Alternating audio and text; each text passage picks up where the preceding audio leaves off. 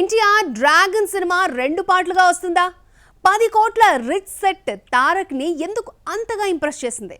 Young tiger NTR ని Neel sets లో రోజుకు 12 గంటలు ఉంచేస్తున్నాడా? ప్రశాంత్ నీల్ ఎన్టీఆర్ కాంబోలో వస్తున్న డ్రాగన్ సినిమా వర్క్స్ స్పీడ్ గా జరుగుతున్నాయి. కాగా ఈ సినిమా షూటింగ్ కోసం కర్ణాటకలోని కుంటా సమీపంలో భారీ సెట్ ను నిర్మించిన సంగతి తెలిసిందే.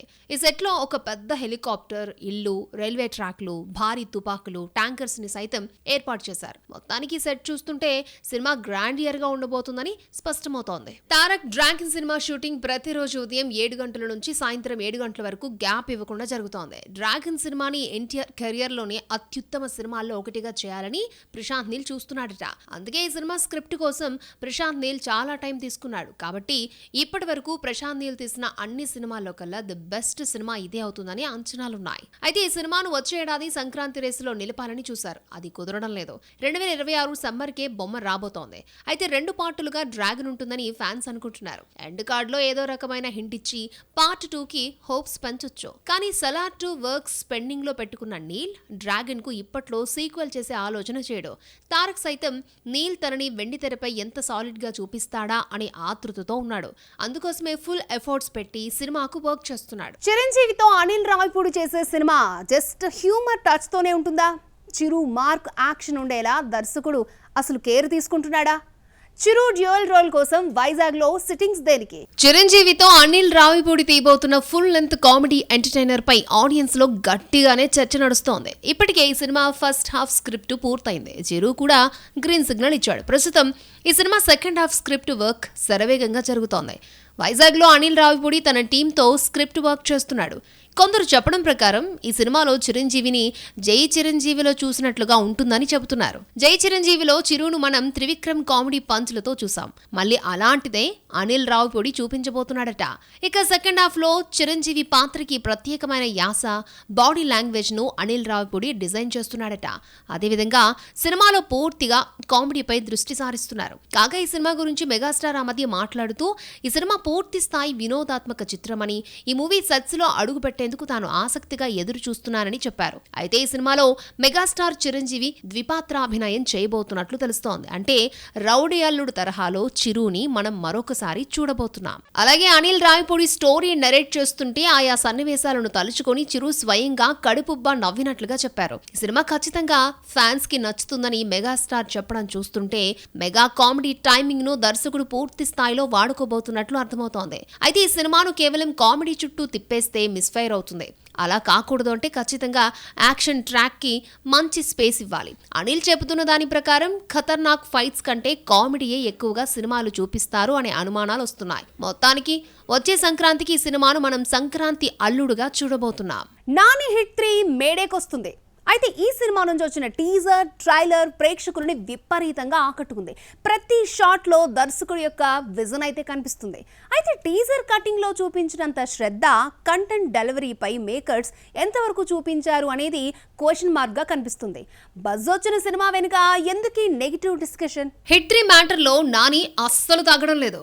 బూతు డైలాగులను చెబుతూ చేసిన పర్ఫార్మెన్స్ ప్రేక్షకులను ఆకట్టుకునే విధంగా ఉండబోతోంది అని కొన్ని రూమర్స్ అయితే వస్తున్నాయి. ఇక ఇప్పటికే నాని ఫ్యాన్స్ సైతం ఈ సినిమా కోసం ఎదురు చూస్తున్నారు. అలాగే పిక్చర్ ఇండస్ట్రీలో ఎలాంటి రికార్డులను క్రియేట్ చేస్తుందన్నది కూడా చూడాలి. హిట్ 3 పాన్ ఇండియా కాకపోయినప్పటికీ తెలుగు మార్కెట్ నుంచి ఫస్ట్ డే పిక్చర్ కు 12 నుంచి 15 కోట్ల వరకు కలెక్షన్స్ వచ్చే అవకాశాలైతే ఉన్నాయి. నాని లాంటి నేచురల్ హీరో ఇప్పుడిప్పుడే మాస్ హీరోగా మారే ప్రయత్నం అయితే చేస్తున్నాడు. దసరాతో మాస్ హీరోగా తనను తాను ఎలివేట్ చేసుకున్న నాని వివేక్ ఆత్రేయ డైరెక్షన్ లో వచ్చిన సరిపోద శనివారం సినిమాలోనూ మాస్ హీరోగా ప్రశంసలు అందుకునే ప్రయత్నం చేశాడు. ఇప్పుడు హిట్ 3 సినిమాతో ఒక డిఫరెంట్ పాత్రలో కనిపించి మరొకసారి తనలో ఉన్న వైలెన్స్ ని బయటికి తీసే ప్రయత్నం చేస్తున్నాడు. పారడైజ్ సినిమాతో కూడా మాస్ హీరోగా కంటిన్యూ కావాలని ప్రయత్నం అయితే చేస్తున్నాడు. ఇప్పటికే ఈ సినిమా నుంచి రిలీజ్ అయిన గ్లిమ్స్ ప్రేక్షకులను అలరించడమే కాకుండా ఆ సినిమా మీద ఒక్కసారిగా భారీ హైప్ ని కూడా పెంచేశాయి. మరి ఈ సినిమా సూపర్ సక్సెస్ ని సాధిస్తే నాని మాస్ హీరోగా మారాలి అనుకుంటున్న తన కలలు ఫుల్ లెంత్ లో సక్సెస్ అవుతాయి. అయితే ప్రమోషన్స్ పరంగా సినిమాకు మరింత బూస్టింగ్ రావాల్సిందే. అలాగే సేమ్ టు సేమ్ ట్రాక్ ని మెయింటైన్ చేస్తున్నాడనే కామెంట్స్ వస్తున్నాయి. ఇక్కడ ట్రాక్ ఫ్యాక్ట్స్ ఏమైనా కంటెంట్ యూనిక్ గా ఉంటే అది పెద్ద ప్రాబ్లం కాదు. హిట్ 3 మ్యాటర్ లో ఆ యూనిక్నెస్ ఎంతవరకు కనిపిస్తుందో చూడాలి. దర్శకుడు వెంకీ అట్లూరి నాన్ తెలుగు హీరోలతోని సినిమాలు చేస్తున్నాడు. టాలీవుడ్ బ్యాచ్ ని అంతగా టచ్ చేయడం లేదు. తాజాగా సూర్యతో సినిమా కన్ఫర్మ్ కావడంతో ఈసారి వెంకీ ఎంచుకునే కంటెంట్ ఏమై ఉంటుంది అనే డిస్కషన్ షురూ అయింది. తెలుగు హీరోలు వెంకీతో చేయడం లేదా, వెంకీకి నచ్చిన స్టఫ్ మన హీరోల్లో లేదా? టాలీవుడ్ డైరెక్టర్ వెంకీ అట్లూరి సార్ సినిమాతో తమిళ హీరోలకు తెగ నచ్చాడు. ఆ తర్వాత లక్కీ భాస్కర్ తో మలయాళీ మనసును చూరగొన్నాడు. సినిమాకు అతను నెక్స్ట్ లెవెల్ కు వెళ్తూ ఉండడంతో వెంకీ అట్లూరి నాన్ తెలుగు హీరోలనే డైరెక్ట్ చేయాలని డిసైడ్ అయినట్లున్నాడు. తాజాగా తమిళ హీరో సూర్య వెంకీ అట్లూరికి ఓకే చెప్పిన సంగతి తెలిసిందే. పైగా సూర్యతో వెంకీ అట్లూరి తన సినిమాను స్టార్ట్ చేసేందుకు ఏర్పాట్లు చేస్తున్నాడు. ఈ క్రమంలోనే ఈ సినిమా కథ గురించి తాజాగా ఒక ఇంట్రెస్టింగ్ న్యూస్ వినిపిస్తోంది. మాఫియా బ్యాక్ డ్రాప్ లో ఓ డాన్ చుట్టూ ఈ కథా నేపథ్యం సాగుతుందట. ఈ సినిమా మెయిన్ కథాంశమే చాలా కొత్తగా ఉంటుందని, మొత్తానికి సూర్య వెంకీ అట్లూరు నుంచి ఒక powerful action and emotional drama రాబోతుందని వార్తలు వినిపిస్తున్నాయి. ఇప్పటికే ఈ సినిమాకు సంబంధించిన ప్రీ ప్రొడక్షన్ పనులు స్టార్ట్ చేశాడు. దీంతో సూర్యను వెంకీ ఎలా హ్యాండిల్ చేస్తాడు అనే చర్చ మొదలైంది. వెంకీ అట్లూరి సూర్య సినిమాకు జీవి ప్రకాష్ మ్యూజిక్ పనులు కూడా మొదలు పెట్టాడు. ఇప్పటికే దుబాయ్ లో మ్యూజిక్ సిట్టింగ్ స్టార్ట్ చేశారట. ఈ సినిమాకి హీరోయిన్ గా భాగ్యశ్రీ భోర్సేను తీసుకునే ప్లాన్ వేశారు. అయితే లాస్ట్ మినిట్ లో గ్లామరస్ బ్యూటీ కయాదు లోహర్ ను తీసుకుంటున్నారు. ఇక్కడ వెంకీ అట్లూరి నాన్ తెలుగు హీరోల మాయలో పడి తెలుగు హీరోలతో అసలు సిసులు సినిమాలు చేయడం లేదనే మాటలను ఫేస్ చేయాల్సి వస్తోంది. నిజానికి గతంలో వెంకీ అట్లూరి స్టోరీ నెరేట్ చేయడానికి వెళ్తే మన తెలుగు హీరోలు ఎవరు కాల్ షీట్స్ లేవని చెప్పి పంపించేశారు. అలాంటప్పుడు వెంటనే కాల్ షీట్స్ ఇచ్చే వారితోనే సినిమాలు చేయాలని అందుబాటులో ఉన్న సౌత్ హీరోలు ఎవరున్నారో చూసుకుంటున్నాడు.